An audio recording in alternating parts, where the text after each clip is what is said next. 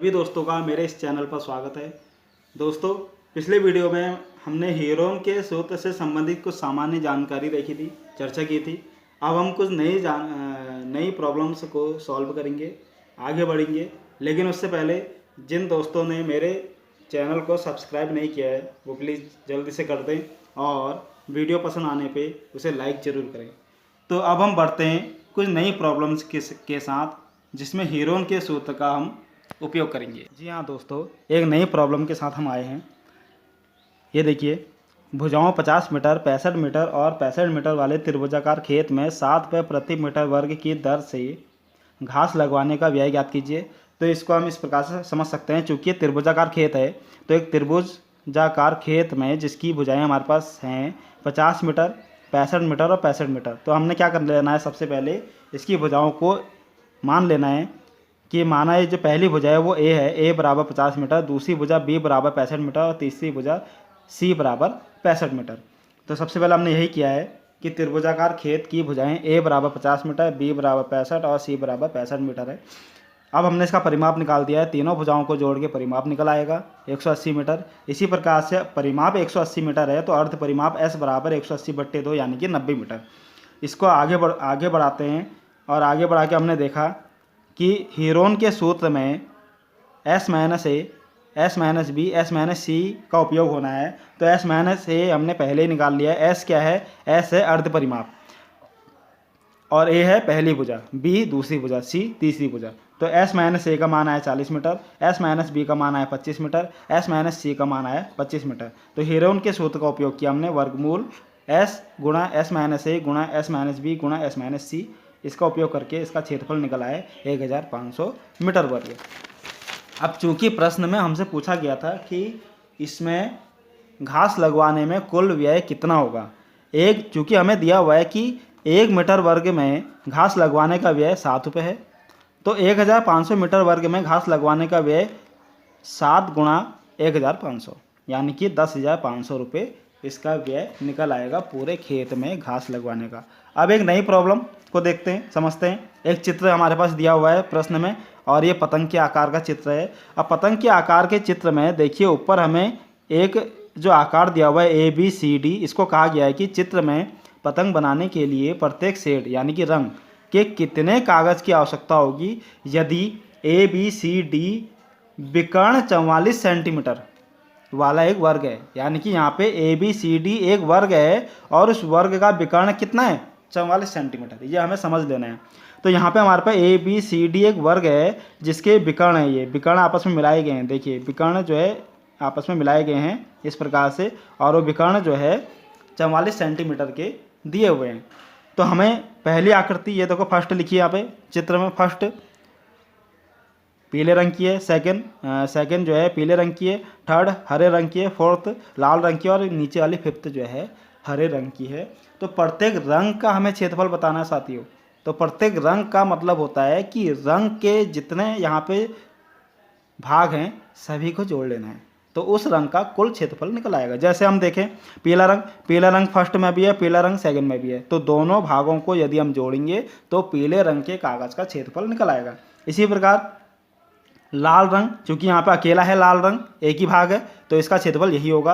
हरे रंग का यहाँ पे एक और एक, ये दो भाग यहाँ पर है, थर्ड और फिफ्थ। तो हरे रंग के इन दोनों भागों को जब हम जोड़ेंगे तब हमारे पास हरे रंग के कागज़ का क्षेत्रफल निकल आएगा। तो देखिए क्या किया हमने, सबसे पहले हमने क्या करना है कि चूंकि ये ABCD एक वर्ग है तो ABCD वर्ग के हमने जब विकर्ण आपस में मिलाए हैं तो 4 त्रिभुज बन रहे हैं, फर्स्ट सेकेंड थर्ड और फोर्थ, 4 त्रिभुज बन रहे हैं और इन चारों त्रिभुजों का क्षेत्रफल बराबर होगा। ये आप लोगों को आना चाहिए, ठीक है, क्योंकि त्रिभुज जो बन रहे हैं चारों वो वर्ग के बन रहे हैं और वर्ग के विकर्णों को मिलाने से बन रहे हैं और चारों के क्षेत्रफल बराबर होंगे।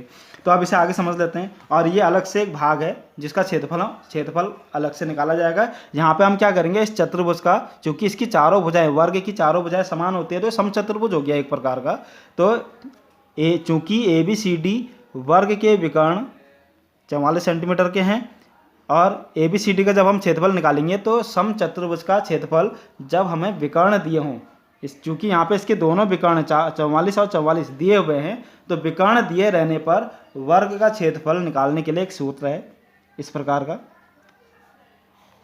इस प्रकार का सूत्र है, इस प्रकार का, ये देखिए 1/2 गुणा D1 गुणा D2। D1 D2 क्या है, D1 पहला विकर्ण और D2 दूसरा विकर्ण है। ठीक है, समझ में आ रहा होगा सभी के।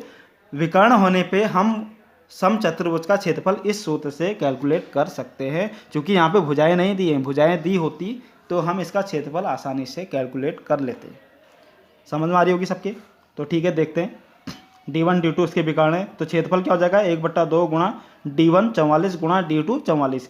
तो 44 गुणा 44 किया हमने, 1/2 गुणा 44 गुणा 44 आया निकल के हमारे पास 1936। 2 से नीचे, 2 से 1936 को भाग किया तो हमारे पास 1 गुणा इतना बराबर 968 सेंटीमीटर वर्ग। ये निकल आया है वर्ग का क्षेत्रफल। अब चूंकि इस वर्ग के अंदर 4 त्रिभुज बन रहे हैं, 4 त्रिभुज बन रहे हैं, तो चारों का क्षेत्रफल बराबर होगा। तो चारों का क्षेत्रफल कितना होगा उसे हम देख लेते हैं। चूंकि एक वर्ग है और इसके चारों त्रिभुजों का क्षेत्रफल बराबर होगा। ठीक है, अतः प्रत्येक भाग फर्स्ट, सेकंड, थर्ड, फोर्थ का जो क्षेत्रफल है वो 968/4 करके निकल के आएगा 242 सेंटीमीटर वर्ग।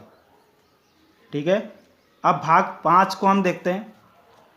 भाग 5 जो ये वाला है। ठीक है, तो भाग 5 में हीरोन का सूत्र का उपयोग करेंगे। क्योंकि इसमें तीनों भुजाएं दी हुई है तो परिमाप निकाल लेते हैं। तीनों भुजाओं को जोड़ के, फर्स्ट सेकंड थर्ड तीनों भुजाओं को जोड़ के 54 सेंटीमीटर आ गया। अर्ध परिमाप निकालेंगे जो एस होता है, अर्ध परिमाप 54/2, परिमाप का आधा यानी कि 27 सेंटीमीटर इसका अर्ध परिमाप निकल के आया है। अब हम देखते हैं इसे आगे।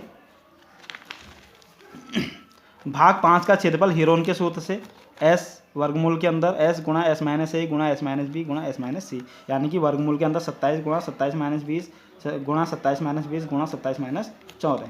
ठीक है, तो 27 तो ऐसे रहेगा, 27 माइनस 20 7 गुणा 27 माइनस 20 7 गुणा 27 माइनस 14 13।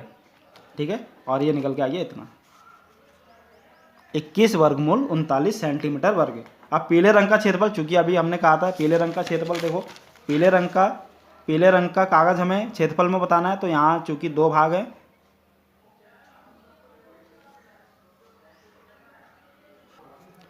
चूंकि यहाँ पे पीले रंग के 2 भाग हैं, फर्स्ट और सेकंड, तो इन दोनों को जोड़ के पीले रंग का क्षेत्रफल आएगा। हरे रंग के क्षेत्रफल के लिए इन 2 भागों को जोड़ना पड़ेगा और लाल रंग अकेला है, तो यहाँ पे यही किया गया है। देखिए पीले रंग का कागज फर्स्ट भाग प्लस सेकंड भाग जोड़ के हमारे पास पीले रंग का क्षेत्रफल निकल आया। लाल रंग का क्षेत्रफल, चूँकि लाल रंग अकेला एक ही भाग है चौथा, तो इसका क्षेत्रफल ये हो गया 242 सेंटीमीटर। और हरे रंग का क्षेत्रफल निकालना है, हरे रंग का कागज कितना है वो निकालना है, तो भाग थर्ड प्लस भाग फिफ्थ, तो थर्ड और फिफ्थ को जोड़ लिया तो ये हमारे पास। अब चूंकि यहाँ पे वर्गमूल 39 का यदि आप मान निकाल लेंगे, आंसर यहाँ पर भी सही है आपका, यहाँ पर भी करेक्ट है, कोई दिक्कत नहीं है। लेकिन अगर आपको फिर भी और ज़्यादा सॉल्व करना है तो आप वर्गमूल 39 का मान निकाल के 21 से गुणा कर लेंगे और 21 से गुणा करने के बाद जो भी आएगा उसको जोड़ लेंगे 242 में, तो वो निकल के आ जाएगा 373.04 सेंटीमीटर वर्ग। तो दोस्तों नई प्रॉब्लम्स आप सभी के सामने सॉल्व कर ली गई है। उम्मीद है कि आप सभी को समझ में आ गया होगा। कुछ अन्य कोई अगर और कोई प्रॉब्लम आप सभी के समझ में या आप सभी को दिखाई देती हैं तो ना समझ में अगर आए तो मुझे कमेंट करके उस प्रॉब्लम्स को बता सकते हैं, उसे भी सॉल्व करने का प्रयास किया जाएगा और ज़्यादा से ज़्यादा आप लोगों की हेल्प की जाएगी। तो आज के लिए इतना ही। और अभी भी जिस दोस्त ने वीडियो लाइक नहीं किया है वो जल्दी से लाइक कर दें। धन्यवाद।